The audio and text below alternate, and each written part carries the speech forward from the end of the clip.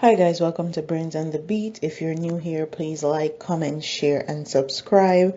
And if you're oldie but goodie, thank you for staying tuned to your girl. So in today's video, I want to talk about the Beenie Man versus Clash and also what Shaggy had to say.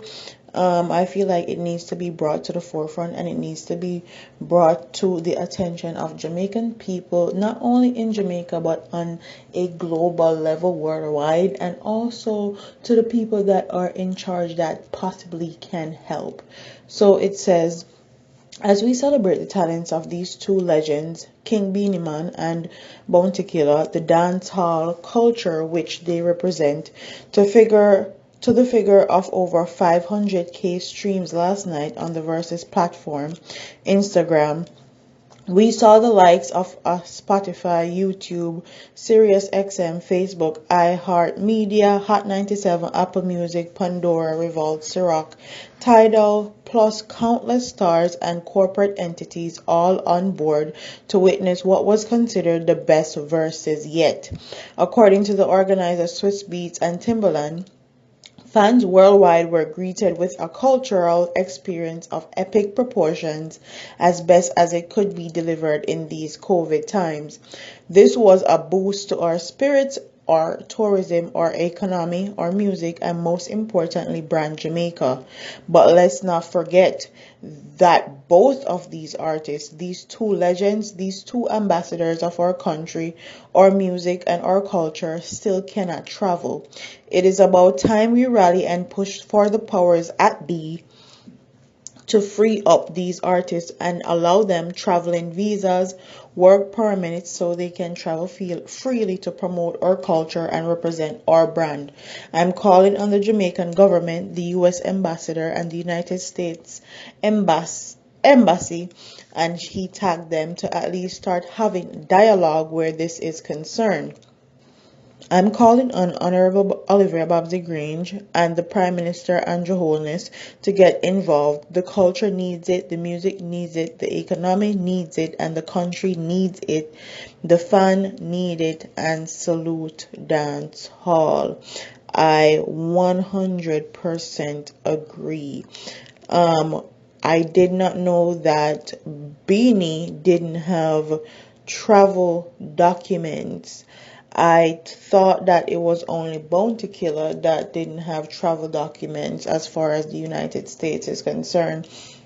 But it's very sad to see that the same people that they don't like to promote and they don't like to put on the forefront is the same people that are coming and saving Jamaica's butt.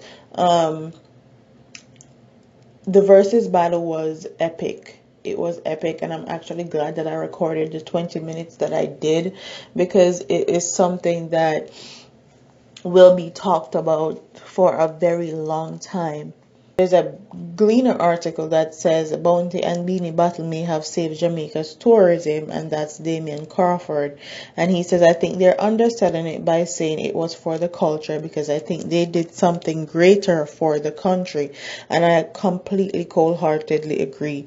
They did something amazing for the culture and amazing for dancehall country. And somebody said the same stone where una refuse come turn the head. By the way, enough of una denounce Jamaica, nobody come enough up on yourself. And a lot of people were saying how they're Jamaicans and all this other stuff, but you have to be Jamaican when it's good and bad. That's something I need to point out to people. Not only when we're celebrating history being made and 500,000 people streaming versus challenge versus with Bounty and Beanie, you have to be there when things are ugly and things are not going the way that it's supposed to be. And that's the case with them not having a visa. I honestly thought that Beanie could travel. So to see that he is unable to travel is very sad, because he has an amazing catalog and he can represent dancehall music to the fullest degree. So Why they could possibly not have him travel, I don't know, but it's sad and something needs to be done. Somebody else said, I love Beenie Man as an artist, but I now have a new level of respect for Bounty Killer. The man have matured. He enjoyed himself Saturday night and showed us a side of him I did not know existed. And then somebody said, how Unwa help dancehall? And that is a great question. And somebody else replied, them hang you up when it's convenient. Our dear, them make police a lock off every street dance early and we did have a protest with no party, no vote. And that's very true. One thing I hate about Jamaican government is that they use dancehall music, they use dancehall artists, they use our culture, dancehall culture, when it's convenient for them. When they want the Jamaican people to vote for them, when they want Jamaican people to support them, they will pull out a dancehall song with a quickness, or they'll use a dancehall artist to promote their campaign with a quickness. But when it comes on to bigger and better things, like promoting these artists on a worldwide platform, giving them big corporate deal sponsorship, supporting them to the fullest degree, they're always radio silent. And that's sad, because all they're doing is using dancehall music and using the culture when it's convenient for them to do so, and not cold-heartedly support it. They support soca, they support jazz and blues. They put a whole lot of music money and corporate sponsorship into friggin', what's this called, carnival every year in Jamaica, but they don't put that much work and that much effort into the dancehall parties or any of that. And it's sad, but that's just how Jamaica is being ran, and it's very, very wrong, because dancehall music comes from Jamaica and Jamaican people. Then somebody else, the same Jamaican government that wastes money on jazz and blues festival is now realizing the benefits of not selling their souls. And Beenie Man is letting you guys know the bullying can stop now. See, the bright and early workout mode. I don't want to be that big belly guy. At Crystal Tomlinson, happy holidays everyone. The memes that came out after this versus challenge was hilarious. I even heard somebody say that Crystal breed back Beenie Man. It's funny as hell, because men are not allowed to age gracefully anymore. I guess the man did fit tuck in belly, like the women do in these days, I guess. But nonetheless, it's funny. Our music and our culture is our major selling point globally, and as far as tourism goes, so the clash definitely enhanced by reaching new people, fans, and gaining their interest, and reminded people of that fact. So comment in the comment section below, what do you guys think about Bounty and Beenie not having a travel documents?